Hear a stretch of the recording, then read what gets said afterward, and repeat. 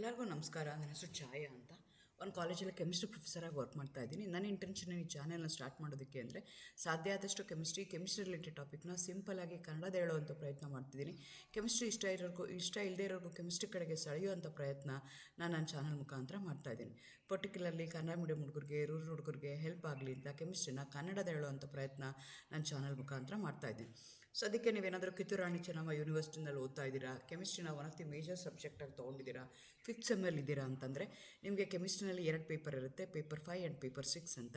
Paper 6ಅಲ್ಲಿ ನಿಮಗೆ ಒಟ್ಟು 4 unit ಇರುತ್ತೆ. 4ನೇ ಯೂನಿಟಲ್ಲಿ ನಿಮಗೆ UV spectroscopy, IR spectroscopy, mass spectroscopy ಬರುತ್ತೆ. UV spectroscopy videos already upload ಮಾಡಿದ್ದೀನಿ. IR ಸ್ಪೆಕ್ಟ್ರೋಸ್ಕೋಪಿದು ಇದು ಲಾಸ್ಟ್ ವೀಡಿಯೋ ಅಪ್ಲೋಡ್ ಮಾಡ್ತಾ ಇರೋದು. ಇವತ್ತು ನಾನು ಅಪ್ಲೋಡ್ ಮಾಡ್ತಾ ಇರೋವಂಥದ್ದು 4ನೇ ವೀಡಿಯೋ. ನೆಕ್ಸ್ಟ್ ವಿಡಿಯೋಯಿಂದ ಮಾಸ್ ಸ್ಪೆಕ್ಟ್ರೋಸ್ಕೋಪಿನ ಶುರು ಮಾಡ್ತೀನಿ. ಸೊ ಇವತ್ತಿನ ವಿಡಿಯೋದಲ್ಲಿ ಇನ್ಫ್ರಾರೆಡ್ ಸ್ಪೆಕ್ಟ್ರೋಸ್ಕೋಪಿನಲ್ಲಿ ನಾವು ವೈಬ್ರೇಷನ್ಸ್ ತೊಗೊಂಡ್ರೆ ಅಥವಾ ಇನ್ಫ್ರಾರೆಡ್ IR ಸ್ಪೆಕ್ಟ್ರಾ ತೊಗೊಂಡ್ರೆ ಅದರಲ್ಲಿ ಕೆಲವೊಂದು ಟರ್ಮ್ಸ್ ಯೂಸ್ ಮಾಡ್ತೀವಿ. ಫಂಡಮೆಂಟಲ್ಸ್ ಅಂತ ಹೇಳ್ತೀವಿ, ಓವರ್ ಟೋನ್ಸ್ ಅಂತ ಹೇಳ್ತೀವಿ, ಕಪ್ಲಿಂಗ್ ಅಂತ ಹೇಳ್ತೀವಿ, ಫರ್ಮಿ ರೆಸೊನೆನ್ಸ್ ಅಂತ ಹೇಳ್ತೀವಿ. ಅದನ್ನು ಇನ್ ಡೀಟೇಲಾಗಿ ಇವತ್ತು ಒಂದೊಂದಾಗಿ ನೋಡ್ಕೊಳ್ತಾ ಹೋಗೋಣ. ಡಿಫ್ರೆನ್ಸ್ ಏನು, ಫಂಡಮೆಂಟಲ್ಸ್ ಅಂದರೆ ಏನು, ಓವರ್ ಟೋನ್ಸ್ ಅಂದ್ರೇನು, ಕಪ್ಲಿಂಗ್ ಅಂದ್ರೇನು, ಫರ್ಮಿ ರೆಸೊನೆನ್ಸ್ ಅಂದ್ರೇನು, ಯಾಕಾಗುತ್ತೆ, ಅದರಿಂದ ಎಫೆಕ್ಟ್ ಏನಾಗುತ್ತೆ, ಅದರಿಂದ ನಿಮಗೆ ಗ್ರಾಫು ಯಾಕೆ ಆ ಥರ ಕಾಣಿಸ್ಕೊಳ್ಳುತ್ತೆ, ಅದನ್ನೆಲ್ಲನೂ ಇನ್ ಡೀಟೇಲಾಗಿ ಈ ವಿಡಿಯೋದಲ್ಲಿ ನೋಡ್ಕೊಳ್ತಾ ಹೋಗೋಣ. ಎಗೇನ್ ವೆಲ್ಕಮ್ ಟು ಕೆಂಚಾಯ. ನನ್ನ ಚಾನಲ್ನ ಸಬ್ಸ್ಕ್ರೈಬ್ ಮಾಡಿ, ಶೇರ್ ಮಾಡಿ, ಸಪೋರ್ಟ್ ಮಾಡಿ. ಸೊ ನಿಮಗೆ ಗೊತ್ತಿದೆ, ಈಗ ಯಾವುದೇ ಒಂದು ಮಾಲಿಕ್ಯೂಲ್ನ ತೊಗೊಂಡ್ರೆ ಐಡಲ್ ಆಗಿರಲ್ಲ. ನಾವು ಕ್ಲಾಸಲ್ಲಿ ಸುಮ್ಮನೆ ಇರಲ್ಲ, ಕೂತಿರ್ತೀವಿ. ಟೀಚರ್ ಪಾಠ ಮಾಡ್ತಾಯಿದ್ರು ಅಂದ್ರೂ ನಾವು ತಮ್ಮಷ್ಟಕ್ಕೆ ತಾವೇ ಏನು ಮಾಡ್ತಿರ್ತೀವಿ, ವಿ ಆರ್ ಬದುಕಿರುವಂಥ ಜೀವಗಳು. ನಾವೇನು ಮಾಡ್ತೀವಿ, ಅಕ್ಕಪಕ್ಕ ನೋಡ್ತಿರ್ತೀವಿ, ಮಾತಾಡ್ತಿರ್ತೀವಿ, ಕೇಳಿಸ್ಕೊಳ್ತೀವಿ. So many things will be happening. ಅದೇ ಥರ ಈ ಮಾಲಿಕ್ಯೂಲ್ಸು ಏನಾಗಿರ್ತವೆ, ಜೀವಂತವಾಗಿರ್ತವೆ. ಅವೆರಡರ ಮಧ್ಯದಲ್ಲಿ ಏನೋ ಒಂದು ಕೆಮಿಕಲ್ ಬಾಂಡ್ ಇದೆ ಅಂತಂದರೆ ಅದು ರಿಜಿಡ್ಡಾಗಿ ಸ್ಟಿಕ್ ಥರ ಹಂಗೆ ಸ್ಟಿಫಾಗಿ ಕೂತ್ಕೊಂಡಿರಲ್ಲ. They keep on moving, flexible springs ಥರ ಹೋಲ್ಡಿಂಗ್ 2 ಆಟಮ್ಸ್ ಟುಗೆದರ್. ತಮ್ಮಷ್ಟಕ್ಕೆ ತಾವೇ ಏನು ಮಾಡ್ತಿರ್ತಾವವು, ವೈಬ್ರೇಟ್ ಮಾಡ್ಕೊಳ್ತಿರ್ತವೆ, ತಮ್ಮಷ್ಟಕ್ಕೆ ತಾವೇ ಈ ಥರ ಓಡಾಡ್ತಿರ್ತವೆ. ಸೊ ಅದಕ್ಕೆ ಮಾಲಿಕ್ಯುಲರ್ ಪ್ಲೇ ಗ್ರೌಂಡ್ ಅಂತಲೇ ನಾವು ಕನ್ಸಿಡರ್ ಮಾಡ್ಕೋಬೋದು. ಸೊ ಅದಕ್ಕೆ ಆ ಮಾಲಿಕ್ಯೂಲ್ ಇದೆ, ಆ ಮಾಲಿಕ್ಯೂಲ್ಗೆ ಏನಾಗಿದೆ, ವೈಬ್ರೇಷನ್ಸ್ ಆಗ್ತಾ ಇದೆ, ತನ್ನಷ್ಟಕ್ಕೆ ತಾನೇ ಫ್ಲೆಕ್ಸಿಬಲ್ ಸ್ಪ್ರಿಂಗ್ಸಿಂದ ಇಟ್ಕೊಂಡಿದ್ದಾವೆ, ತಮ್ಮಷ್ಟಕ್ಕೆ ತಾವೇ ಏನು ಮಾಡ್ತಿದ್ದಾವೆ, slowly they keep on moving. So ಅಂಥ ಮಾಲಿಕ್ಯೂಲ್ಗೆ ನಾನು IR ಲೈಟು, ಇನ್ಫ್ರಾರೆಡ್ ಲೈಟ್ನ ನಾನು ಅದ್ರ ಮೇಲೆ ಹಾಕದೆ ಅಂದ್ಕೊಂಡಾಗ ಅದೇನು ಮಾಡುತ್ತೆ, ಎನರ್ಜಿನ ಅಬ್ಸರ್ವ್ ಮಾಡ್ಕೊಳ್ಳುತ್ತೆ. ಎಲೆಕ್ಟ್ರೋಮ್ಯಾಗ್ನೆಟಿಕ್ ರೇಡಿಯೇಷನ್ ಅಂದರೆ ತುಂಬ ದೊಡ್ಡ ಲಾರ್ಜ್ ಎನರ್ಜಿ ಇರುತ್ತೆ. ಅದರಲ್ಲಿ ನನಗೆ ಬೇಕಾಗಿರೋವಂಥದ್ದು ಫಿಲ್ಟರ್ ಮಾಡಿ ಮಾನೋಕ್ರೋಮ್ಯಾಟರ್ನ ಯೂಸ್ ಮಾಡಿ ನಾನೇನು ಮಾಡ್ತೀನಿ ಅಂತಂದರೆ ಬರೀ IR ಲೈಟ್ ಮಾತ್ರ ನಾನು ಮಾಲಿಕ್ಯೂಲ್ ಮೇಲೆ ಬೀಳೋ ಥರ ಮಾಡ್ಕೊಳ್ತೀನಿ. ನನ್ನ molecule if it's capable of absorbing that radiation, it going to absorb that radiation and spring ಥರ ಏನಿದೆಯಲ್ಲ, they start stretching or bending. Stretch ಆಗ್ಬೋದು, ಬೆಂಡ್ ಆಗ್ಬೋದು, depending upon the nature of the bonds. So ಅದೇನಾಗುತ್ತೆ, stretch ಆದಾಗ ನಿಮ್ಗೆ ಏನಾಗ್ಬೋದು ಅಂತಂದರೆ elongation ಆಗ್ಬೋದು, ಇಲ್ಲ ಅಂತಂದರೆ ಕಂಪ್ರೆಸ್ ಆಗ್ಬೋದು. ಇರೋದಕ್ಕಿಂತ ಮಾಲಿಕ್ಯೂಲ್ ಏನಾಗ್ಬೋದು, ಕಡಿಮೆ ಆಗ್ಬೋದು. ಅದರದ್ದು ಬಾಂಡ್ ಲೆಂತ್ ಅಂತ ಏನು ಕರಿತೀವಿ, ಅಥವಾ ಸ್ಪ್ರಿಂಗ್ದು ಏನಿದೆಯಲ್ಲ, ಆ್ಯಕ್ಷನ್ ಏನಿದೆಯಲ್ಲ, ಅದು ಎಲಾಂಗೇಟ್ ಆಗ್ಬೋದು, ಇಲ್ಲ ಅಂದರೆ ಕಡಿಮೆ ಆಗ್ಬೋದು. That depends upon the mass, ಯಾವ ಥರ ಇದೆ ಅಂತ. ಫಾರ್ ಎಕ್ಸಾಂಪಲ್ ನೋಡಿ, ಒಂದು 50 ಗ್ರಾಮ್ಸ್ ಇದೆ, ಒಂದು 100 ಗ್ರಾಮ್ಸ್ ಇದೆ, ಒಂದು 250 ಗ್ರಾಮ್ಸ್ ಹಾಕಿದ್ದೀನಿ ಅಂತಂದರೆ ಸೊ ಭಾರ ಇರುವಂಥದ್ದು ಸ್ಪ್ರಿಂಗ್ ಆಗುವಂಥದ್ದು ಲೇಟ್ ಆಗುತ್ತೆ. ಬಿಕಾಸ್ ಅದಕ್ಕೆ ಭಾರ ಇದೆ. ಸ್ಪ್ರಿಂಗ್ ಏನಾಗುತ್ತೆ, ಮೂವ್ ಆಗೋಕ್ಕೆ ಕಷ್ಟ ಆಗುತ್ತೆ. ವೆಯ್ಟ್ ಏನಾದರೂ ಕಡಿಮೆ ಇತ್ತು ಅಂತಂದರೆ ಈಸಿಯಾಗಿ ಅದು ಮೂವ್ ಆಗುತ್ತೆ. So depending upon the nature of the bonds present in the given molecule, depending upon the nature of the functional group present in the given molecule, ಅದೇನಾಗುತ್ತೆ ಅಂದರೆ ಡಿಫ್ರೆಂಟ್ ಇದಕ್ಕೆ ವೈಬ್ರೇಟ್ ಆಗುತ್ತೆ. ಡಿಫ್ರೆಂಟ್ ಥರ ಏನಾಗುತ್ತೆ, ಅದು ಸ್ಟ್ರೆಚ್ ಆಗುವಂಥದ್ದು, bend ಆಗುವಂಥದ್ದು ಆಗುತ್ತೆ. ಅದು ಯಾವುದ್ರ ಮೇಲೆ ಡಿಪೆಂಡ್ ಆಗುತ್ತೆ ಅನ್ನೋದಕ್ಕೆ ನಾನು ಆಲ್ರೆಡಿ ಹಿಂದಿನ ವೀಡಿಯೋದಲ್ಲಿ ಹೇಳಿದ್ದೀನಿ, factors affecting the vibrational frequency ಅಂತ. So because different chemical groups C double bond OH CH have different spring strengths and their atomic weights, they yield different chemical fingerprints on the spectrum. So ಇದು ಏನಾಗುತ್ತೆ, ಅವು elongate ಆಗುವಂಥದ್ದು, bend ಆಗುವಂಥದ್ದು, bond angle change ಆಗುವಂಥದ್ದು, bond length change ಆಗೋದು ಯಾವುದ್ರ ಮೇಲೆ depend ಆಗುತ್ತೆ ಅಂದರೆ ನೀವು the atoms which are involved in that particular molecule. So what is the atomic mass, what is the force constant, so how much it going to elongate, how much it going to bend. ಆ basis ಮೇಲೆ ನನಗೇನಾಗ್ತಾ ಹೋಗುತ್ತೆ, each and every functional group will going to give different chemical fingerprint on the spectrum. So ಇದು ನಿಮಗೆ ಆಗ್ತಾ ಹೋಗುತ್ತೆ. So ಇದು ಯಾವ್ಯಾವ ಥರ ಆಗುತ್ತೆ ಅನ್ನೋದಕ್ಕಾದರೆ ಅದರಲ್ಲಿ ಒಂದು ಟರ್ಮ್ ಬರುತ್ತೆ ಫಂಡಮೆಂಟಲ್ ವೈಬ್ರೇಷನ್ಸ್ ಅಂತ. ಈ ಫಂಡಮೆಂಟಲ್ ವೈಬ್ರೇಷನ್ ಅಂಥದ್ದು ಸಿಂಪಲ್ ಆಗಿರೋವಂಥದ್ದು. ಈಗ ನಿಮ್ಮ ಮಾಲಿಕ್ಯೂಲ್ ಇದೆ, ಆ ಮಾಲಿಕ್ಯೂಲ್ಗೆ ನಾನು IR ರೇಡಿಯೇಷನ್ ಹಾಕಿದ್ದೀನಿ. IR ರೇಡಿಯೇಷನ್ ಅಬ್ಸರ್ವ್ ಮಾಡ್ಕೊಂಡ್ಮೇಲೆ ಅದೇನು ಮಾಡುತ್ತೆ, ಗ್ರೌಂಡ್ ಸ್ಟೇಟಿಂದ ಫಿಕ್ಸ್ಡ್ ಎಕ್ಸೈಟೆಡ್ ಸ್ಟೇಟ್ಗೆ ಫಸ್ಟ್ ಎಕ್ಸೈಟೆಡ್ ಸ್ಟೇಟ್ ಗ್ರೌಂಡ್ ಸ್ಟೇಟಿಂದ ಫಸ್ಟ್ ಎಕ್ಸೈಟೆಡ್ ಸ್ಟೇಟ್ಗೆ ಅದೇನಾಗುತ್ತೆ, ವೈಬ್ರೇಟ್ ಆಗುತ್ತೆ. ಅದಕ್ಕೆ ನಾವೇನಂತ ಕರಿತೀವಿ, ಫಂಡಮೆಂಟಲ್ ವೈಬ್ರೇಷನ್. ಸೊ ನಿಮ್ಮ ಮಾಲಿಕ್ಯೂಲ್ಗೆ IR ರೇಡಿಯೇಷನ್ ಹಾಕಿದಾಗ ಅದೇನು ಮಾಡುತ್ತೆ, it going to absorb energy absorb ಮಾಡಿಕೊಂಡು ಅದೇನು ಮಾಡುತ್ತೆ, ಒಂದು ಗ್ರೌಂಡ್ ಸ್ಟೇಟಿಂದ ನೆಕ್ಸ್ಟ್ ಇರೋದಕ್ಕೆ ಮಾತ್ರ ಏನಾಗುತ್ತದೋ ಜಂಪ್ ಆಗುತ್ತೆ. ಇದಕ್ಕೆ ನಾವೇನಂತ ಕರಿತೀವಿ, ವೈಬ್ರೇಷನಲ್ ಅಂತ ಕರಿತೀವಿ. This is the most basic molecular transition. It occurs when band absorbs the energy and jump from ground energy state to the first excited state. Don't get confuse with ಯು ವಿನಲ್ಲಿ ಆಗುವಂಥದ್ದೇನೋ ಒಂದು ಲೆವೆಲಿಂದ ಇನ್ನೊಂದು ಲೆವೆಲ್. ಇಲ್ಲಿ ಏನಾಗ್ತಿದೆ, ಬರೀ ವೈಬ್ರೇಷನಲ್ ಎಕ್ಸೈಟೇಷನ್ ಆಗುತ್ತೆ. ವೈಬ್ರೇಷನ್ಸ್ಗೆ ನಿಮಗೆ ಬೇರೆ ಬೇರೆ ಸ್ಟೇಜ್ಗಳಿರ್ತವೆ, V0, V1, V2, V3 ಅಂತ. ಇದು ವೈಬ್ರೇಷನಲ್ ಎನರ್ಜಿ ಆಗುತ್ತೆ. ಅದು 0 1 ಹೋಗುತ್ತಲ್ಲ, ಅದಕ್ಕೆ ನಾವೇನಂತ ಕರಿತೀವಿ, ಫಂಡಮೆಂಟಲ್ ವೈಬ್ರೇಷನ್ಸ್ ಅಂತ ಕರಿತೀವಿ. These are primary most intense peaks that you see in the IR spectrum. They are use to identify the functional group. So ಅದು ಯಾವ ಥರ ಎನರ್ಜಿ ಅಬ್ಸರ್ವ್ ಮಾಡ್ಕೊಳ್ಳುತ್ತೆ, ಎಷ್ಟು ವೈಬ್ರೇಟ್ ಆಗುತ್ತೆ, ಅದೆಲ್ಲ ಯಾವುದ್ರ ಮೇಲೆ ಡಿಪೆಂಡ್ ಆಗುತ್ತೆ ಅಂದರೆ ನಿಮ್ಮ ಮಾಲಿಕ್ಯೂಲಲ್ಲಿರುವಂಥ ಫಂಕ್ಷನಲ್ ಗ್ರೂಪ್, ನಿಮ್ಮ ಮಾಲಿಕ್ಯೂಲಲ್ಲಿರುವಂಥ ಮಾಲಿಕ್ಯೂಲ್ಸಲ್ಲಿರುವಂಥ ಅಟಾಮಿಕ್ ಮಾಸು, ಅದ್ರ ಮೇಲೆ ಅದೇನಾಗ್ತಾ ಹೋಗುತ್ತೆ, ಡಿಪೆಂಡ್ ಆಗುತ್ತೆ. ಕಾಮನ್ ಎಕ್ಸಾಂಪಲ್ ತೊಗೊಂಡ್ರೆ CH ಸ್ಟ್ರೆಚ್ ಎಷ್ಟಾಗುತ್ತೆ, 2850 to 3000 ಸೆಂಟಿಮೀಟರ್ ಇನ್ವರ್ಸ್ ಆಗುತ್ತೆ. C double bond carbonyl stretch ತೊಗೊಂಡ್ರೆ ಅರೌಂಡ್ 1700 ಸೆಂಟಿಮೀಟರ್ ಆಗುತ್ತೆ. OH stretch without any hydrogen bonding, ಅವಾಗ ಅದು 3200 to 3600. ಸೊ ಇದೆಲ್ಲ ಫಂಡಮೆಂಟಲ್ ವೈಬ್ರೇಷನ್. ಇನ್ ಮಾಲಿಕ್ಯೂಲಲ್ಲಿ OH ಇದೆ, ಆಲ್ಕೋಹಾಲಿಕ್ ಗ್ರೂಪ್ ಇದೆ, ಅದು ಸ್ಟ್ರೆಚ್ ಆಗ್ತಾ ಇದೆ ವಿತೌಟ್ ಹೈಡ್ರೋಜನ್ ಬಾಂಡಿಂಗ್ ಅಂತಂದರೆ ಅದು ಎಲ್ಲಿ ಎಷ್ಟು ಎನರ್ಜಿನ ಅಬ್ಸರ್ವ್ ಮಾಡ್ಕೊಳ್ಳುತ್ತೆ, ವೈಬ್ರೇಷನ್ ಎನರ್ಜಿನ 3200 to 3600. ಯಾವಾಗ ಅಷ್ಟು ಎನರ್ಜಿನ ಅಬ್ಸರ್ವ್ ಮಾಡಿಕೊಂಡು ಅದೇನು ಮಾಡುತ್ತೆ, ಗ್ರೌಂಡ್ ಸ್ಟೇಟಿಂದ ಎಕ್ಸೈಟೆಡ್ ಸ್ಟೇಟ್ಗೆ, ಫಸ್ಟ್ ಲೆವೆಲ್ ಎಕ್ಸೈಟೆಡ್ ಸ್ಟೇಟ್ಗೆ ಅದು ಮೂವ್ ಆಗುತ್ತೆ. ಅದೇ ಥರ ನೀವು ಎರಡನೇ ಟರ್ಮ್ ತೊಗೊಳ್ತೀವಿ, ಅದಕ್ಕೆ ಓವರ್ಟೋನ್ಸ್ ಅಂತ ಕರಿತೀವಿ, ಮಲ್ಟಿಪ್ಲೈಯರ್ಸ್ ಅಂತ ಕರಿತೀವಿ. ಇಲ್ಲಿ ಏನಾಗುತ್ತೆ ಅಂದರೆ ನಿಮ್ಮ ಮಾಲಿಕ್ಯೂಲ್ ಏನು ಮಾಡ್ತಾ ಇದೆ, ಎನರ್ಜಿನ ಅಬ್ಸರ್ವ್ ಮಾಡ್ಕೊಳ್ತಾ ಇದೆ. ಆದರೆ instead of going from 0 to 1 directly ಏನು ಮಾಡುತ್ತೆ, 0 to 2 ಸ್ಟೇಟ್ಗೆ, ಅದು ಹೈಯರ್ ಸ್ಟೇಟ್ಗೆ ಎಕ್ಸೈಟ್ ಆಗುತ್ತೆ. ಸೊ ಯಾಕೆ ಆಗುತ್ತೆ ಅಂತ ನಾನು ಮುಂದಿನ ಸ್ಲೈಡಲ್ಲಿ ಹೇಳ್ತೀನಿ. ಜಸ್ಟ್ ಇಮ್ಯಾಜಿನ್ ಮಾಡ್ಕೊಳ್ಳಿ, ಓವರ್ಟೋನ್ ಅಂದರೆ ಮಲ್ಟಿಪ್ಲೈಯರ್ಸ್. ಅದೇನು ಮಾಡುತ್ತೆ, 0 ಯಾವುದೇ ಒಂದು ಮಾಲಿಕ್ಯೂಲ್ ಎನರ್ಜಿ ಅಬ್ಸರ್ವ್ ಮಾಡಿಕೊಂಡ್ರೆ ಅದೇನಾಗಬೇಕಾಯ್ತು, 0 1 ಹೋಗಬೇಕಾಯ್ತು. ಆದರೆ ಇದು ಎನರ್ಜಿ ಜಾಸ್ತಿ ಅಬ್ಸರ್ವ್ ಮಾಡ್ಕೊಳ್ಳುತ್ತೆ. 0 ಏನು ಮಾಡುತ್ತೆ, 1 ಹೋಗ್ತಲೇ ಡೈರೆಕ್ಟಾಗಿ 2 ಹೋಗುತ್ತೆ, ಮಲ್ಟಿಪ್ಲೈ ಆಗುತ್ತೆ. ಈ 2 ಟೈಮ್ಸ್ ಏನಾಗುತ್ತೆ, frequency of the fundamental vibration V0 to V1ಗೆ ಎಷ್ಟಾಗಬೇಕಲ್ಲ ಅದರದ್ದು ಡಬಲ್ ಎನರ್ಜಿನ ಅಬ್ಸರ್ವ್ ಮಾಡಿಕೊಂಡು ಅದೇನು ಮಾಡುತ್ತೆ, V0 V2ಗೆ ಹೋಗುತ್ತೆ. ಇದಕ್ಕೆ ನಾವೇನಂತ ಕರಿತೀವಿ, ಓವರ್ಟೋನ್ಸ್ ಅಂತ ಕರಿತೀವಿ. These transition are quantum mechanically less likely forbidden, meaning the overtone peaks look tiny, weak lumps on the base line. So ಇದೇನಾಗ್ತಾ ಇದೆ ಅಂತಂದರೆ ಇದು ಕ್ವಾಂಟಮ್ ಮೆಕ್ಯಾನಿಕಲಿ ಫರ್ಬಿಡನ್, ಇದು ಆಗಬಾರ್ದು ಆದರೆ ಆಗ್ತಾ ಇದೆ. ಹಾಗಾಗಿ ಇದೇನಾಗುತ್ತೆ ಅಂದರೆ ಇದು ನಿಮಗೆ ಆದರೆ ಫಂಡಮೆಂಟಲ್ಸ್ ಬಂದರೆ ಸ್ಟ್ರಾಂಗ್ ಪೀಕ್ ಬರುತ್ತೆ. ಆದರೆ ಇಲ್ಲೇನಾಗುತ್ತೆ, tiny weak bumps on the base line ಬರುತ್ತೆ. ಇದು ನಿಮಗೆ ನೀಟಾಗಿ ಕಾಣಿಸ್ಕೊಳ್ಳೋದಿಲ್ಲ. ಸೊ ಫಂಡಮೆಂಟಲ್ ವರ್ಸಸ್ ಓವರ್ಟೋನ್ ತೊಗೊಂಡ್ರೆ ನೀವು ಯಾಕೆ ಆ ಥರ ಆಗುತ್ತೆ ಅಂತಂದರೆ, ಫಂಡಮೆಂಟಲ್ಸ್ ಏನಾಗುತ್ತೆ, V0 V1 ಹೋಯ್ತು, effortless common transition create a massive tall peak ಬರುತ್ತೆ. ಆದರೆ ಓವರ್ಟೋನ್ನ ತೊಗೊಂಡ್ರೆ ಓವರ್ಟೋನಲ್ಲಿ ಏನಾಗುತ್ತೆ, ನಿಮಗೆ high energy rare transition creates a miniature peak at the bottom of the position. ಚಿತ್ರದಲ್ಲಿದೆ ನೋಡ್ಕೊಳ್ಳಿ, difference. Don't get confuse. Fundamentals ಅಂದ್ರೇನು, ಓವರ್ಟೋನ್ಸ್ ಅಂದರೆ ಏನು ಅಂತ ನಿಮಗೆ ಗೊತ್ತಿರಬೇಕು. ಎರಡು ವೈಬ್ರೇಷನಲ್ ಎನರ್ಜಿನೇ, ಆದರೆ ಒಂದು 0 to ವೈಬ್ರೇಷನಲ್ 0 to ಫಸ್ಟ್ ಸ್ಟೇಜ್ಗೆ ಹೋಯ್ತು ಅಂದರೆ ಗ್ರೌಂಡ್ ಸ್ಟೇಟಿಂದ ಫಸ್ಟ್ ಸ್ಟೇಜ್ಗೆ ಹೋಯ್ತು ಅಂತಂದರೆ ಅದನ್ನು ನಾವು ಫಂಡಮೆಂಟಲ್ಸ್ ಅಂತ ಕರಿತೀವಿ. V0 vibrational first vibrational ground ಸ್ಟೇಟಿಂದ ಸೆಕೆಂಡ್ ವೈಬ್ರೇಷನಲ್ ಗ್ರೌಂಡ್ ಸ್ಟೇಟ್ಗೆ ಹೋಯ್ತು ಅಂತಂದರೆ ಅದಕ್ಕೆ ನಾವೇನಂತ ಕರಿತೀವಿ, ಓವರ್ಟೋನ್ ಅಂತ ಕರಿತೀವಿ. Overtone mechanically, quantum mechanically it's a forbidden, very rare, but creates a peak at the double position double ಆಗುತ್ತೆ, ಆಲ್ಮೋಸ್ಟ್ ಮಲ್ಟಿಪ್ಲಯರ್ ಆಗುತ್ತೆ. ಅದಕ್ಕೆ ನಾವೇನಂತ ಕರಿತೀವಿ, ಓವರ್ ಟೋನ್ ಅಂತ ಕರಿತೀವಿ. ಇದು ಯಾಕೆ ಆಗುತ್ತೆ ಅಂತಂದರೆ, if the two identical bonds share A single central atom. ಈಗ ಏನಾಗ್ತಾ ಇದೆ, ಒಂದು ಮಧ್ಯದಲ್ಲಿ ಆಟಮ್ ಇದೆ, ಆ ಕಡೆ ಈ ಕಡೆಗೆ ಎರಡು ಬೇರೆ ಬೇರೆ ಆಟಮ್ ಇದೆ ಅಂತ ಇಟ್ಕೊಳ್ಳೋಣ, ಪಾಲಿ ಅಟಾಮಿಕ್ ಮಾಲಿಕ್ಯೂಲ್ ಇದೆ ಅಂತ ಇಟ್ಕೊಳ್ಳೋಣ. ಆವಾಗ ಏನಾಗುತ್ತೆ ಅಂದರೆ ಒಂದೇ ಒಂದು ಬಾಂಡು ಮೂವ್ ಆಗೋಕ್ಕಾಗಲ್ಲ, ವೈಬ್ರೇಟ್ ಆಗೋಕ್ಕಾಗಲ್ಲ. ಸೊ ಆಟೋಮೆಟಿಕಲಿ ಆ ಮೂರು ಆಟಮು ಏನಾಗಬೇಕು, ವೈಬ್ರೇಟ್ ಆಗಬೇಕು.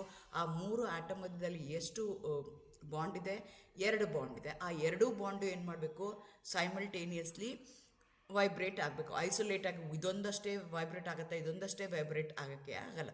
ಸೊ ಹಾಗಾಗಿ ಏನಾಗುತ್ತೆ, ಟುಗೆದರ್ ಬೋತ್ ದಿ ಬಾಂಡ್ಸ್ ಅವೇನಾಗಬೇಕು, ಅಲ್ಲಿ ವೈಬ್ರೇಟ್ ಆಗಬೇಕು.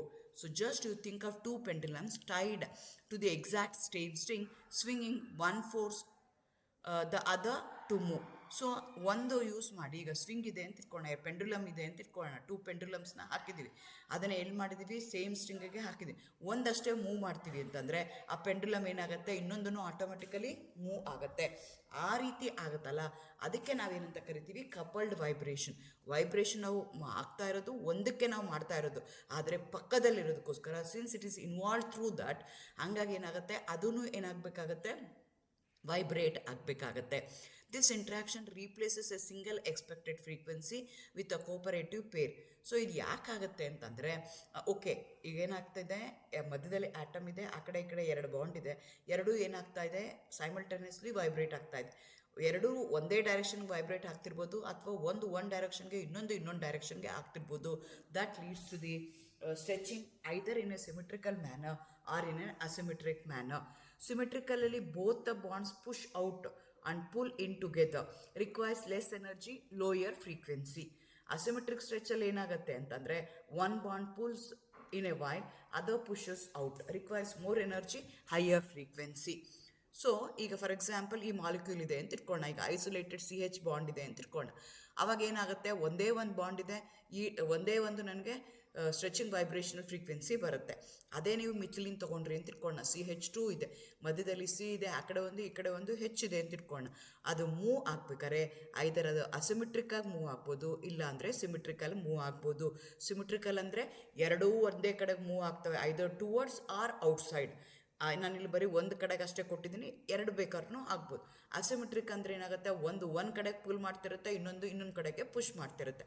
ಅದಕ್ಕೆ ನಾವೇನಂತ ಕರಿತೀವಿ, ಅಸಿಮೆಟ್ರಿಕ್ ಅಂತ ಹೇಳ್ತೀವಿ. ಹೀಗಿದ್ದಾಗ ನಿಮ್ಮದು ವೈಬ್ರೇಷನ್ ಏನಾಗುತ್ತಲ್ಲ, ಅದೇನಾಗುತ್ತೆ, ಸ್ಪ್ಲಿಟ್ ಆಗುತ್ತೆ. ಸಿಮೆಟ್ರಿಕಲ್ ನಿಮ್ದು ಏನಾಗ್ತಿದೆ, ಇಲ್ಲಿ ಚಿತ್ರದಲ್ಲಿ ನೋಡಿ, ಇಲ್ಲಿ ಚಿತ್ರದಲ್ಲಿ ಇರೋ ಥರ ನಿಮ್ಗೆ ಏನಾಗ್ತಿದೆ, ಕಪಲ್ಡ್ ಫಂಡಮೆಂಟಲ್ ಒಂದೇ ಒಂದು ವೈಬ್ರೇಷನ್ ಆಗ್ತಿತ್ತು ಅಂತ ಇಟ್ಕೊಳ್ಳೋಣ. ಅವಾಗ ಏನಾಗ್ತಿತ್ತು, ಈ ಲೆವೆಲ್ಗೆ ಇರ್ತಿತ್ತು, ಈ ಎನರ್ಜಿ ಲೆವೆಲ್ಗೆ ಅದು ಇರ್ತಿತ್ತು. ಇಲ್ಲಿ ರೆಡ್ ಕಲರಲ್ಲಿ ಏನು ತೋರಿಸಿದ್ದೀನಲ್ಲ ಚಿತ್ರದಲ್ಲಿ, ಆ ರೀತಿಯಾಗಿ ಅದು ಇರ್ತಿತ್ತು. ಆದರೆ ಇಲ್ಲಿ ಏನಾಗ್ತಾ ಇದೆ ಅಂತಂದರೆ, ಅದೇನಾಗ್ತಿದೆ, ಸ್ಪ್ಲಿಟ್ ಆಗ್ತಾ ಇದೆ. ಒಂದು ಔಟ್ ಆಫ್ ದಿ ಫೇಸ್ ಬರ್ತಿದೆ, ಇನ್ನೊಂದು ವಿತಿನ್ ದಿ ಫೇಸ್ ಬರ್ತಿದೆ. ಒಂದಕ್ಕೆ ಸಿಮೆಟ್ರಿಕ್ ಅಂತ ಕರಿತೀವಿ, ಇನ್ನೊಂದಕ್ಕೆ ಅಸಿಮೆಟ್ರಿಕ್ ಅಂತ ಕರಿತೀವಿ. ಸಿಮೆಟ್ರಿಕ್ಗೆ ಲೆಸ್ ಎನರ್ಜಿ ಬೇಕಾಗುತ್ತೆ than that of the fundamentals, versus ಅಸಿಮೆಟ್ರಿಕ್ಗೆ ಮೋರ್ ಎನರ್ಜಿ ನಿಮಗೆ ಬೇಕಾಗತ್ತೆ. ಇದಕ್ಕೆ ನಾವೇನಂತ ಕರಿತೀವಿ, ಕಪಲ್ಡ್ ವೈಬ್ರೇಷನ್ಸ್ ಅಂತ ಕರಿತೀವಿ. ಒಂದು ಇನ್ಕ್ರೀಸ್ ಆಗುತ್ತೆ, ಇನ್ನೊಂದು ಡಿಕ್ರೀಸ್ ಆಗುತ್ತೆ. ಸೊ ಅಸಿಮೆಟ್ರಿಕ್ ಸ್ಟ್ರೆಚಿಂಗ್ ಏನಾಗುತ್ತೆ, ಔಟ್ ಆಫ್ ದಿ ಫೇಸ್ ಹೋಗುತ್ತೆ. ಸೊ ಎನರ್ಜಿ ಎಷ್ಟು ಎಕ್ಸ್ಪೆಕ್ಟ್ ಮಾಡಿದ್ದೀವಲ್ಲ ನಾವು, ಅದಕ್ಕಿಂತ ಜಾಸ್ತಿ ಆಗುತ್ತೆ. ಆದರೆ ಫಂಡಮೆಂಟಲ್ಸ್ಗಿನ್ನೂ ಜಾಸ್ತಿ ಆಗುತ್ತೆ. ಫಂಡಮೆಂಟಲ್ ವೈಬ್ರೇಷನ್ ಇದೆ ನಿಮ್ಗೆ ಗೊತ್ತಿದೆ, 0ಇಂದ 1ಗೆ ಹೋಗೋದಕ್ಕೆ ಫಂಡಮೆಂಟಲ್, ಅದನ್ನು ನಾನು ಬೇಸಾಗಿ ತಗೊಳ್ತೀನಿ. ಅದಕ್ಕೆ ಕಂಪೇರ್ ಮಾಡಿದ್ರೆ ಅಸಿಮೆಟ್ರಿಕ್ ಸ್ಟ್ರೆಚಿಂಗ್ ವೈಬ್ರೇಷನ್ ಏನಾಗುತ್ತೆ, ಜಾಸ್ತಿ ಹೋಗುತ್ತೆ. ಸಿಮೆಟ್ರಿಕ್ ಸ್ಟ್ರೆಚಿಂಗ್ ಏನಾಗುತ್ತೆ, ಕಡಿಮೆ ಬರುತ್ತೆ. ಈ ರೀತಿಯಾಗಿ ನಿಮಗೆ ಕಪಲ್ಡ್ ವೈಬ್ರೇಷನ್ ಬರುತ್ತೆ. ಒಂದೇ ಒಂದು ವೈಬ್ರೇಷನ್ ಬರಲ್ಲ, 2 ವೈಬ್ರೇಷನ್ ಬರುತ್ತೆ. ಇದು ಕಪಲ್ಡ್ ವೈಬ್ರೇಷನ್ ಅಂತ ಕರಿತೀವಿ. ಅದೇ ಥರ ಥರ್ಡ್ ಟರ್ನ್ ಬರುತ್ತೆ, ಅದಕ್ಕೆ ನಾವೇನಂತ ಕರಿತೀವಿ, ಫರ್ಮಿ ರೆಸೊನೆನ್ಸ್ ಅಂತ ಕರಿತೀವಿ, ಕ್ವಾಂಟಮ್ ಮಿಕ್ಸಿಂಗ್ ಅಂತ ಕರಿತೀವಿ. ನಿಮ್ದೇನು ಹಿಂದಿಂದ ಕೇಸ್ ತೊಗೊಂಡ್ರಲ್ಲ ಕಪಲ್ಡ್ ವೈಬ್ರೇಷನು, ಅದು ಮೆಕ್ಯಾನಿಕಲ್ ಮಿಕ್ಸಿಂಗ್. ಅದು ಮೆಕ್ಯಾನಿಕಲಿ ಏನಾಗ್ತಿದೆ, ಮಿಕ್ಸ್ ಆಗ್ತಿದೆ. ಇಲ್ಲೇನು ಮಾಡ್ತೀವಿ, in terms of energy mix ಮಾಡೋದಕ್ಕೆ ಟ್ರೈ ಮಾಡ್ತೀವಿ. ಅದಕ್ಕೆ ನಾವೇನಂತ ಕರಿತೀವಿ, ಫರ್ಮಿ ರೆಸೊನೆನ್ಸ್ ಅಂತ ಕರಿತೀವಿ. ಇದನ್ನು ಫಸ್ಟ್ ಕಂಡುಹಿಡಿದವನು ಕಾರ್ಬನ್ ಡೈಆಕ್ಸೈಡಲ್ಲಿ ಅಬ್ಸರ್ವ್ ಮಾಡ್ತಾನೆ, ಫರ್ಮಿ ಅಂತ. ಹಾಗಾಗಿ ಇದನ್ನು ಫರ್ಮಿ ರೆಸೊನೆನ್ಸ್ ಅಂತ ಕರೀತಾರೆ. ನಿಮಗೆ ರೆಸೊನೆನ್ಸ್ ಅಂದರೆ ಅರ್ಥ ಆಲ್ರೆಡಿ ಗೊತ್ತಿರುತ್ತೆ. ಸೊ ಏನಾಗಿರಬೇಕು, 2 ಎನರ್ಜಿಗಳು ಏನಾಗಿರಬೇಕು, they should be in resonance with each other. So almost same energy ಇರೋವಂಥದ್ದು ಇರಬೇಕಾಗತ್ತೆ. ಆವಾಗ ನಾವೇನು ಮಾಡ್ತೀವಿ, ರೆಸೊನೆನ್ಸ್ ಅಂತ ವರ್ಡ್ನ ಯೂಸ್ ಮಾಡ್ತೀವಿ. ಇದು ಆಕ್ಸಿಡೆಂಟಲಿ ಎನರ್ಜಿ ಮ್ಯಾಚ್ ಆಗುತ್ತೆ. ಇಲ್ಲಿ ಏನು ಮಾಡ್ತಾ ಇದ್ದೀವಿ, ಕ್ವಾಂಟಮ್ ಮಿಕ್ಸಿಂಗ್ ಮಾಡ್ತಾ ಇದ್ದೀವಿ. ಎನರ್ಜಿ ಇನ್ವಾಲ್ವ್ಡ್ ಅದೇನಿದೆಯಲ್ಲ ಅದನ್ನು ಮಿಕ್ಸ್ ಮಾಡ್ತಾ ಇದ್ದೀವಿ. ಎನರ್ಜಿ ಮಿಕ್ಸ್ ಮ್ಯಾಚ್ ಇದು ಆಕ್ಸಿಡೆಂಟಲಿ ಎನರ್ಜಿ ಮ್ಯಾಚ್ ಆಗುತ್ತೆ. When the overtone happens have nearly the same frequency of the quantum symmetry as strong fundamental peak nearby. ಈಗ ಏನಾಗ್ತಿದೆ, ನಂದು ಫಂಡಮೆಂಟಲ್ ಪೀಕ್ ಇದೆ. ಫಂಡಮೆಂಟಲ್ ಪೀಕ್ದು ಏನಾಗುತ್ತೆ, 0 ಇಂದ 1 ಎನರ್ಜಿ ಲೆವೆಲ್ಗೆ ಹೋಗ್ತಾ ಇದೆ. ಓವರ್ಟೋನ್ ಅಂದ್ರೇನು, 0 ಇಂದ 2ಗೆ ಹೋಗ್ತಾ ಇದೆ, ಓವರ್ಟೋನ್ ಆಗ್ತಿದೆ. ಇಲ್ಲಿ ಏನಾಗ್ತಿದೆ, ಫಂಡಮೆಂಟಲ್ಸ್ದು ಮತ್ತು ನಿಮ್ಮದು ಏನಾಗ್ತಿದೆ, ಓವರ್ಟೋನ್ ಇದೆಯಲ್ಲ, ಆಲ್ಮೋಸ್ಟ್ ಸೇಮ್ ಎನರ್ಜಿ ಬಂದ್ಬಿಡ್ತವೆ. ಸೇಮ್ ಎನರ್ಜಿ ಬಂದಾಗ they start rippling with each other. ಏನಾಗಬೇಕಾಯಿತು, ಎರಡೂ ಏನಾಗಬೇಕಾಗಿತ್ತು, ಬೇರೆ ಬೇರೆ. ಒಂದು ಫಂಡಮೆಂಟಲ್ ಇದೆ, ಇನ್ನೊಂದು ಓವರ್ಟೋನ್ ಇದೆ. ಆದರೆ ಇವೇನು ಮಾಡ್ತವೆ ಅಂದರೆ they start rippling with each other. ಹಂಗಾಗಿ ಏನಾಗುತ್ತೆ ಅಂದರೆ ಫಂಡಮೆಂಟಲ್ ಪೀಕ್ ಏನಾಗುತ್ತೆ, ಸ್ಪ್ಲಿಟ್ ಆಗುತ್ತೆ ಇಂಟು 2 ಪೀಕ್ಸ್, ಡಬ್ಲೆಟ್ ಆಗಿ ಅದು ಡಿವೈಡ್ ಆಗುತ್ತೆ. ಆಮೇಲೆ they start rippling. Weak overtone ಏನಾಗುತ್ತೆ, ಮೇಲ್ಗಡೆಗೆ ಹೋಗುತ್ತೆ. ಫಂಡಮೆಂಟಲ್ ಏನು ಮಾಡುತ್ತೆ, ಕೆಳಗಡೆಗೆ ಬರುತ್ತೆ. ಇದಕ್ಕೆ ನಾವೇನಂತ ಕರಿತೀವಿ, ಫರ್ಮಿ ರೆಸೊನೆನ್ಸ್ ಅಂತ ಕರಿತೀವಿ. ಚಿತ್ರದಲ್ಲಿ ನೋಡ್ಕೊಳ್ಳಿ ಹೇಗಿದೆ ಅಂತ. ಈಗ ನನಗೇನಾಗಿದೆ, ನನಗೆ ಇಲ್ಲೊಂದು ಓವರ್ಟೋನ್ ಇದೆ. ಓವರ್ಟೋನ್ ಅಂತಂದರೆ ಆಲ್ಮೋಸ್ಟ್ ಡಬಲ್ ಇದೆ, ನನಗೆ ಇಲ್ಲಿದೆ. ಇದು ಅನ್ಪರ್ಟೈಬ್ಡ್ ಓವರ್ಟೋನ್ ಇದೆ. ಇಲ್ಲೇನಾಗಿದೆ, ಫಂಡಮೆಂಟಲ್ಸ್ ಇದೆ. ಎನರ್ಜಿ ಆಫ್ ದಿ ಓವರ್ಟೋನು ಮತ್ತು ಫಂಡಮೆಂಟಲ್ಸು ಆಲ್ಮೋಸ್ಟ್ ಸೇಮ್ ಇದ್ದಾಗ ಅವೇನು ಮಾಡ್ತವೆ, ಇನ್ಸ್ಟೆಡ್ ಆಫ್ ಒಂದಕ್ಕೊಂದು ಸಂಬಂಧ ಇಲ್ಲ ಅಂತ ಸುಮ್ಮನೆ ಇರೋದ್ರ ಬಿಟ್ಟು they start ripple with each other. ಫಂಡಮೆಂಟಲ್ದು ಏನಾಗುತ್ತೆ, ಎನರ್ಜಿ ಕಡಿಮೆ ಇರುತ್ತೆ, ಆದರೆ ಓವರ್ಟೋನ್ದು ಆಲ್ಮೋಸ್ಟ್ ಡಬಲ್ ಇರುತ್ತೆ. ಆದರೆ ಏನು ಮಾಡುತ್ತೆ, ದೇ ಸ್ಟಾರ್ಟ್ ರಿಪಲಿಂಗ್. ಹಾಗಾಗಿ ಏನು ಮಾಡ್ತವೆ, ಅವೇನು ಮಾಡ್ತಾರೆ, ಸ್ಟ್ರಾಂಗ್ ಆಗಿರುವಂಥದ್ದು ಮೇಲ್ಗಡೆ ಇರೋದು ಕೆಳಗಡೆಗೆ ಬರುತ್ತೆ, ಕೆಳಗಡೆ ಇದ್ದಿದ್ದು ಮೇಲ್ಗಡೆಗೆ ಹೋಗುತ್ತೆ. ಸೊ ಓವರ್ಟೋನ್ ಏನು ಮಾಡುತ್ತೆ, ಕೆಳಗಡೆಗೆ ಬರುತ್ತೆ. ನಿಮ್ಮ ಫಂಡಮೆಂಟಲ್ ಏನಾಗುತ್ತೆ, ಮೇಲ್ಗಡೆಗೆ ಹೋಗುತ್ತೆ. 2 ಪೀಕ್ ನಿಮಗೆ ಡಬ್ಲೆಟ್ ಅಲ್ಲಿ ಕಾಣಿಸ್ತಾ ಹೋಗುತ್ತೆ. The weak overtone steals the intensity from the big fundamental, blowing up in a size. So both the peaks look sharp and prominent. ಇದಕ್ಕೆ ನಾವೇನಂತ ಕರಿತೀವಿ, ಫರ್ಮಿ ರೆಸೊನೆನ್ಸ್ ಅಂತ ಕರಿತೀವಿ. ಈ ಚಿತ್ರದಲ್ಲಿ ನೋಡಿ, ಇನ್ನೊಂದು ಚಿತ್ರದಲ್ಲಿದೆ. ಈಗ ಓವರ್ಟೋನ್ ಇದೆ, ಫಂಡಮೆಂಟಲ್ಸ್ ಇದೆ. ಎರಡೂ ಆಲ್ಮೋಸ್ಟ್ ಸೇಮ್ ಎನರ್ಜಿ ಇದೆ ಅಂತ ನಿಮ್ಗೆ ಅನಿಸ್ದಾಗ, ಕ್ವಾಂಟಮ್ ಮೆಕ್ಯಾನಿಕಲ್ ರಿಪಲ್ಷನ್ ಆದಾಗ ಫಂಡಮೆಂಟಲ್ಗೆ ಲೋಯೆಸ್ಟ್ ಎನರ್ಜಿ ಇರುತ್ತೆ, but with shift towards the higher energy ಆಗುತ್ತೆ. ಓವರ್ಟೋನ್ಗೆ ಯಾವಾಗೂ ಎನರ್ಜಿ ಜಾಸ್ತಿ ಇರುತ್ತೆ, ಅದೇನಾಗುತ್ತೆ, ಕಡಿಮೆಗೆ ಸ್ಪ್ಲಿಟ್ ಆಗುತ್ತೆ. ಈ ರೀತಿಯಾಗಿ ನಿಮಗೆ ಬಂದಿರೋವಂಥ ವೈಬ್ರೇಷನಲ್ ಪೀಕ್ ಬ್ಯಾಂಡ್ ಏನಿರುತ್ತಲ್ಲ ಅದು ಡಬ್ಲೆಟ್ ಆಗಿ ನಿಮಗೆ ಕಾಣಿಸ್ಕೊಳ್ತಾ ಹೋಗುತ್ತೆ. ದಿಸ್ ಈಸ್ ಬಿಕಾಸ್ ನಿಮ್ಮದು ಓವರ್ಟೋನ್ ಆಗಿರ್ಬೋದು ಅಥವಾ ನಿಮ್ಮದು ಫಂಡಮೆಂಟಲ್ಸ್ ಇರ್ಬೋದು, ಎರಡು ಆಲ್ಮೋಸ್ಟ್ ಸೇಮ್ ಫ್ರೀಕ್ವೆನ್ಸಿ ಇದ್ದಾಗ this will happen. For example ನೀವು ತಗೊಳ್ಳೋದಾದರೆ ಹೇಗಾಗುತ್ತೆ ಅಂತ, coupling splits the structural group into 2 phase vibrations, symmetric asymmetric ಅಂತ ಕರಿತೀವಿ. ಕಪಲ್ಡ್ ವೈಬ್ರೇಷನ್ಗೂ ಮತ್ತು ಫರ್ಮಿ ರೆಸೊನೆನ್ಸ್ಗೂ ಡಿಫ್ರೆನ್ಸ್ ತೊಗೊಂಡ್ರೆ, ಕಪಲ್ಡ್ ವೈಬ್ರೇಷನಲ್ಲೂ ಮೆಕ್ಯಾನಿಕಲಿ ನಾವು ಲಿಂಕ್ ಆಗ್ತಿದೆ, ಎನರ್ಜಿ ಟರ್ಮ್ಸಲ್ಲಿ ಯಾವುದೂ ಇಲ್ಲ. ಆದರೆ ಇಲ್ಲೇನು ಮಾಡ್ತಾ ಇದ್ದೀವಿ, ಇದು ಸ್ಪ್ಲಿಟ್ ಆಗುತ್ತೆ. ಏನೋ ನಿಮ್ಮದು ವೈಬ್ರೇಷನಲ್ ಬ್ಯಾಂಡ್ ಏನಿದೆಯಲ್ಲ, ಇಟ್ ಗೋಯಿಂಗ್ ಟು ಸ್ಪ್ಲಿಟ್. ಅನ್ಕಪಲ್ಡ್ ಫಂಡಮೆಂಟಲ್ಲು 2 ಥರ ಬ್ರೇಕ್ ಆಗುತ್ತೆ. ಒಂದಕ್ಕೆ ಅಸಿಮೆಟ್ರಿಕ್ ಅಂತ ಕರಿತೀವಿ, ಇನ್ನೊಂದಕ್ಕೆ ಸಿಮೆಟ್ರಿಕ್ ಅಂತ ಕರಿತೀವಿ. Split structural group into 2 phase vibration. ಆದರೆ ಫರ್ಮಿ ರೆಸೊನೆನ್ಸ್ಗೆ ಬಂದರೆ ಇದಕ್ಕೆ ಕ್ವಾಂಟಮ್ ಮೆಕ್ಯಾನಿಕಲ್ ಮಿಕ್ಸಿಂಗ್ ಅಂತ ಕರಿತೀವಿ, ಎನರ್ಜಿ ಮಿಕ್ಸಿಂಗ್ ಆಗುತ್ತೆ. Forces on overtone and fundamental levels to physically back away from one another. So they start rippling with each other. ಇದಕ್ಕೆ ನಾವೇನಂತ ಕರಿತೀವಿ, ಫರ್ಮಿ ರೆಸೊನೆನ್ಸ್ ಅಂತ ಕರಿತೀವಿ. ಇದು ಯಾಕೆ ಆಗುತ್ತೆ ಅಂತಂದರೆ, ಅಂಡರ್ಸ್ಟ್ಯಾಂಡಿಂಗ್ ಫರ್ಮಿ ರೆಸೊನೆನ್ಸ್ ಯಾಕೆ ಆಗಬೇಕು, ಯಾಕೆ ಅದು ಡಬ್ಲೆಟ್ ಆಗಿ ಆಗಬೇಕು. So quantum phenomenon when a overtone react strongly with a nearby fundamental band, ಆವಾಗ ಅದಾಗುತ್ತೆ. ಎನರ್ಜಿ ಏನಾಗುತ್ತೆ, ಎರಡೂ ಮ್ಯಾಚ್ ಆಗುತ್ತೆ. ನಮ್ಮದು ಫಂಡಮೆಂಟಲ್ ಬ್ಯಾಂಡ್ ಎನರ್ಜಿ ಇರ್ಬೋದು, ಓವರ್ಟೋನ್ ಎನರ್ಜಿ ಬ್ಯಾಂಡ್ ಇರ್ಬೋದು, ಓವರ್ಟೋನ್ ಫ್ರೀಕ್ವೆನ್ಸಿ ಇರ್ಬೋದು, ಎರಡು ಆಲ್ಮೋಸ್ಟ್ ಸೇಮ್ ಆದಾಗ they start rippling with each other. The 2 energy levels mix together and mutually repel each other. The splits the expected single strong peak into distinct doublet ಆಗಿ ಅವು ಆಗ್ತವೆ. ನೋಡಿ ಯಾವ ರೀತಿ ಆಗುತ್ತೆ ಅಂತ. ಎನರ್ಜಿ ಶಿಫ್ಟ್ ಆಗುತ್ತೆ. Fundamental state is push to a slightly higher energy level. The overtone state is pushed to the lower energy level.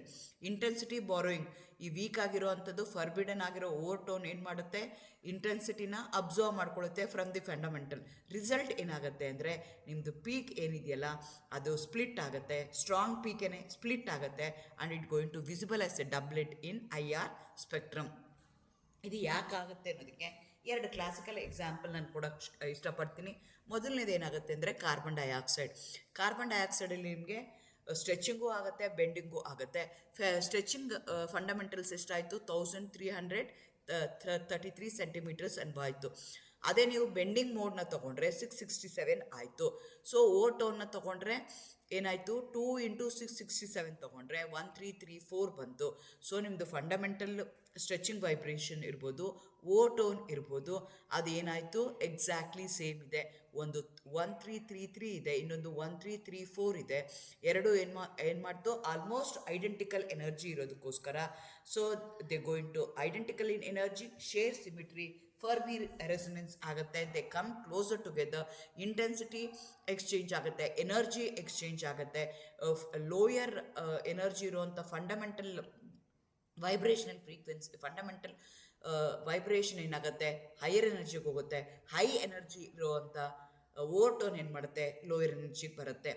ಏನು ಮಾಡುತ್ತೆ, ಫರ್ಬಿಡನ್ ಆಗಿರುವಂಥ ಓವರ್ಟೋನ್ ವೈಬ್ರೇಷನ್ನು ಇಟ್ ಗೋಯಿಂಗ್ ಟು ಬಾರೋ ದಿ ಇಂಟೆನ್ಸಿಟಿ. ಹಂಗಾಗಿ ನಿಮ್ಗೆ ಏನಾಗ್ತಾ ಹೋಗುತ್ತೆ, ಎರಡು ಪೀಕ್ ನಿಮ್ಗಲ್ಲಿ ಕಾಣಿಸ್ತಾ ಹೋಗುತ್ತೆ. As A result, instead of one peak, you observe a sharp doublet at 1285 centimeter and 1388 centimeter. ಈಗ ಇಮ್ಯಾಜಿನ್ ಮಾಡ್ಕೊಳ್ಳಿ, ಎರಡು ವೈಬ್ರೇಷನ್ಸ್ ಇದ್ದಾವೆ, ಆ ಎರಡೂ ವೈಬ್ರೇಷನ್ಸು ಎನರ್ಜಿ ಸೇಮ್ ಇದೆ. ಎನರ್ಜಿ ಸೇಮ್ ಇದ್ದಾಗ they start talk to each other, they start reacting with each other, they start interacting with each other and they try to repel each other.